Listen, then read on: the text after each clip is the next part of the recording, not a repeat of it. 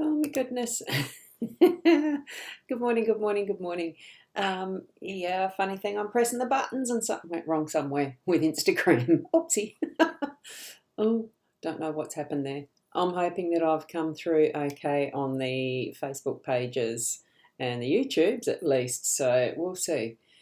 I'll continue onward. I'm Ros Boundy, Psychic Medium, so here to give you the daily Lenormand card spread. And it is Father's Day here in Australia, so happy Father's Day to all the fathers out there. And let's go across to the cards before anything else goes wrong. Oopsie. Here we go. Now, what we've got here is, I don't have a pointer, so I need to get my letter opener out. Here is the letter opener. And what we've got is the Rana George Lenormand deck. And of course, it's Rana George who's created the interpretations for this deck and the stories that are within the guidebook, which is this one. That's the guidebook. This is the box that holds the cards, and the artwork is by Celia L. French. Callie, not Celia, Callie L. French. Okay? So here are the 5 cards. Let's get moving over to those. And a good morning from Michaela. Lovely. I am on Facebook. Good. Thank you so much for letting me know that one. And a happy Father's Day to all the dads here and in heaven. Yes, mine is actually in those outer realms as well. So it is lovely to have celebrated his life through the times that I lived it with him as one of our family. So it was lovely to have that experience. And to those who are fathers, in difficult situations and happy ones, of course. Just thinking because my children's father is no longer here, that he is also in those heavenly realms. So here we go. Let's do the cards. I'll zoom in on them so that we've got just the cards. Now, it might be a little difficult this morning because of the way Spirit decided to have them laid out. So they definitely wanted the 4 surrounding the central card that flew out. Now I'm going to take that guidebook away. I may refer to it or I may not. I don't know yet. So here we go. Just trying to see if I can get that Instagram one working again. No, I can't. That's okay. It may be working or it may not. Right, I have no idea how I'm meant to be reading this. The central theme one is this one that's right in the center. The card that absolutely flew out at me as I was doing the shuffling was this one, which is the scythe. So I'm going to take that as being the central theme for today with Father's Day. So, and the scythe usually is the book, it is the card that, or the symbol that's taken to be a bit of work, because the tool itself doesn't do anything unless it's in the hands. So I'm going to see what Rana has actually chosen as the interpretation, because I love how it's got part of the grass here has been cut through or mown, and it's a beautiful stone fence work here and further fields that are in need of the cutting as well from the look of it. So we are actually looking at quite a bit of symbolism in this. The scythe itself has been put down to rest. Probably the person who had it in hand has needed to go for a rest. And I just noticed the connection with a blade here as well on what is the playing card. I don't know whether this is a page, the knight. What do we have? Jack, isn't it? Jack, Queen, King in the regular playing deck that we in the West use, but it is definitely the diamond suit, which can be a very sharp instrument itself for cutting if it's honed in the right way, the same as this little sword looks like it. It could be the Jack, it could be the King. I don't know. So let's just have a look at this card. A dangerous sharp-edged scythe leans on the terrace step wall. So these are terraces. We can see the last zigzag clearing made by its swift action. well, you can't tell really whether it's zigzag or not, but it's there, isn't it? We do have that pattern that's there. So as we're seeing that, there's a couple of quotes in here. Never was anything great achieved without danger by Nicola Machiavelli, and concision, not a word I've heard of before. Concision in style, precision in thought, decision in life by Victor Hugo. Interesting two quotes there. So when we're seeing this in a reading, the scythe is a sharp ending, a strong decisive action, a clean cut, a clearing of some sort, a severing or a complete separation. So as that central bit, it can sometimes come up as a warning of danger or accidents. So be careful throughout your day. You never know. I mean, it's like all symbols. There's going to be so many different ways it can be interpreted in the actual living the day to day. So this card can also be talking about sharp tools, needles, thorns, or simply a splinter. So if you're able to get out and about in the garden on a Sunday, being usually the traditional day of rest, and many people love working in their garden, just be a little careful. So it is, though, the precision card is what Rana is saying. So bring that into your thoughts today, as in how you are going to have that cutting edge of knowledge, that cutting edge of keeping your tools really sharp to give that really good and easy action of a scythe. If you've ever used one of these, you would understand how important it is to have the sharp edge to give a good clean cut and make it an easy to use tool, because it actually is once you get your swing in the right rhythm. I know because I have used one many years ago, though. Most of what we use in our gardens now is mechanised, isn't it? So, and that one as well too, Michaela, you're quite right, taking care when cooking. It's not just out in the garden. I've got the weather here being very windy, and it is very overcast, and we have had some rain, and it's looking like there's more imminent. So it's grey skies, and it feels like the end of winter, trying to hang on for dear life. I'm not going outside today. I think I'll be snuggled inside doing what I love doing, which is writing and that type of thing at my computer. Yes. So here we go. Now we're going to move up to the top two. I'm not sure whether to go to the bottom two or the top two. I think we'll go to the bottom two first, because I'm feeling that what we're going to get here is the base of what the energies are today. Home space, workspace, sort of, if we're going to have the workspace. Or it just feels like they are all connected, but it just feels that this is the basis of what we are going to be moving through today. So with the cross, that is about things that we hang on to, responsibilities, duty. It can be our faith and belief system. It can be in what way we feel our own inner trusting self. That's how I see it more than anything.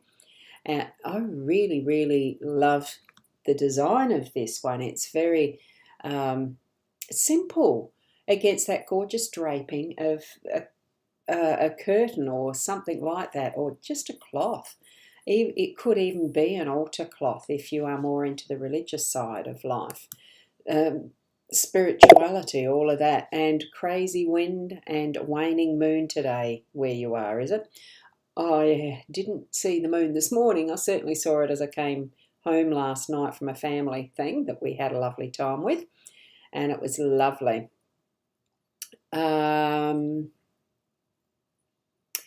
Okay, and Kashish coming in from YouTube. Lovely to see you here. I do enjoy seeing YouTube. Oh God, what's something not working with my pointy duva? Yeah, we'll get through that, possibly to answer that question maybe just at the end, because this is a general card spread reading. I don't usually do individual card reads with this morning session. Right. So with this cross being in that I normally have used as the home space, when I use just the 3 cards. So tap into what your own energy is as your basis in your life. I think that's what I'm feeling this is needing to be for. What is your foundation? How do you stand your ground and build, and have your self-understanding? I think really it's coming through to me like that. And with this, that is our work life and how we put ourselves out there. See, the home space is more the private and the workspace is more the public as well. So we are keeping things trimmed up and tidy and doing what is needed. Yes, it is a bit of work at times to cut out some of what we don't need anymore in our home space, to really hone in who we are. So that's a little bit of what some people in, I suppose, in the esoteric, metaphysical, spiritual world would call the shadow work that we do for ourselves and work through our own understanding. We are cutting out things that aren't needed anymore. And in the workspace, the public arena that we are out and into the world with, it really is getting things sorted so that the tree has started as a seed and grown from that smallest of starts into a wonderful, fully grounded and networked tree, so that it is all interconnected with its root system through Mother Earth, communicating even with other trees. So that's the symbolism that I'm getting from it in my mind's eye. It's being that part of what is a network of humanity, a network in your workspace, in whatever way that you do present yourself for work, that income earning capacity that we all have potential for. It is choosing and trimming and bringing it forward into how we want it to grow. What came to mind just then is not origami, what's that other thing? The bonsai, in how well trained and trimmed, the mightiest of oaks even can be trained and trimmed to that small pot with a magnificent oak tree in its so miniature form that we really can appreciate the skill that goes into that training. What we have in that bonsai is the full potential. It is still a full tree in all its essence. What we have here is allowing that to grow in its most best location, to be who we are in our most best location, which is connected to our inner self and that soul level of who we are, right from the heart, with our unconditional love being the basis, because that really is what I put out and forward for everyone, to be within that unconditional loving basis for why we're here on this earth. Now, we can then go over to, or up rather, still seeing that connection with what is the scythe. I'm trying to line it up so we can see them all. Well, at least most of them, most of these 3, because the way that it's going to connect in together. Now, on our home base side, we've got the Rider card, and on the workspace side is the stars, I think. I'm just going to have a look. I'll point that there because I'm pretty sure 16. See, I don't have all these numbers and the cards correlated in my memory by memory. I do need to sometimes look up the cards to remind myself. It is the stars. Yes, it is. So that's good. And connecting all this together, the Rider is the new messages and things that we're having come in as the start of a new journey. The messenger, he has his message, his bag that's got the letters or parcel or whatever needs to be delivered, and riding the horse into that new situation of being able to give that message to the recipient, us. So take note of those messages that you are getting. Some of it has been unearthed and cleared with this scythe, revealing now maybe there is a letterbox in there. My fence has a letterbox in it, tucked away, and it does have some foliage in front of it, so we need to keep the pathway clear for that to be delivered. So I'm feeling that what we're needing to do is make sure you've got all that old messaging and beliefs that you have about yourself that aren't serving you anymore. Clear it all out of the way so that what the new message is can come in fully and with clarity and being able to be used in whatever exciting way that potential is for you. Now, I'm reading it in this way because I'm feeling that because these two are on the upper edge of this card here being our central theme, the size, that it's the potential, it's what's yet to come, it's the possibilities that we have. So put into that energy the intention that whatever message you're receiving is for the best possible use that you can make it in your life, in that home space, and really send it forward. So that here, moving into the earning, that the workspace, the capacity that we have in whatever way we are bringing into that home space, the income that we need to keep moving forward, is the possibilities of the stars. The stars really are all sorts of dreams come true, and whatever you want and intentions, in your intentions, and in this case, I do feel it is our workspace. So I'm just going to see what Rana does say about the stars. I don't think I really need to read the number one, but I'm just going to flick to see if there was anything that she has that's a bit different to how I understand the card for the rider coming into town for a special mission.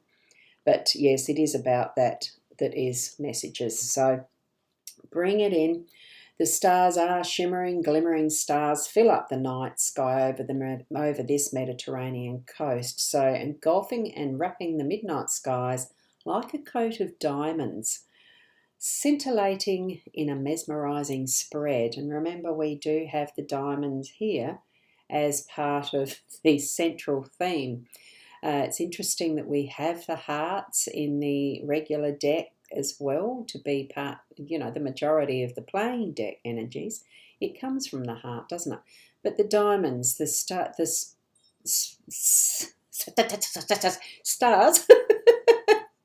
there's many, many, many shimmering stars there. When I see the stars out of the Gilded Reverie one, it is the single star that is the most prominent. You can't see a prominent star in this one. So I think really it's coming to that point of all possibilities. Whichever you choose is going to be whatever you want it to be as far as that dream. So they open the reading bringing hope, aspiration, direction, vision, guidance, and the bright side of things. So it is about bringing in the success and favourable outcomes. So feel that intention that you want in your day-to-day as being the favourable outcome from this message that's coming in. And even though this is more seated in the home space, we all know that our home space does influence how our workspace feels and progresses through our day. Or even just, today being that day of rest for Father's Day, that you still have those dreams in the back of your mind as that is, planning, intention, dreams, all that. And unfortunately, I've got someone trying to ring. So I'll leave that for the moment. Oh, gosh. Isn't it funny? I'll leave it there for you. So isn't it funny how we do find it very difficult to ignore phone calls, and I'd forgotten to put it all on silent. There we go for today. Have a wonderful day in the best way possible. Be the best you. And until tomorrow, namaste.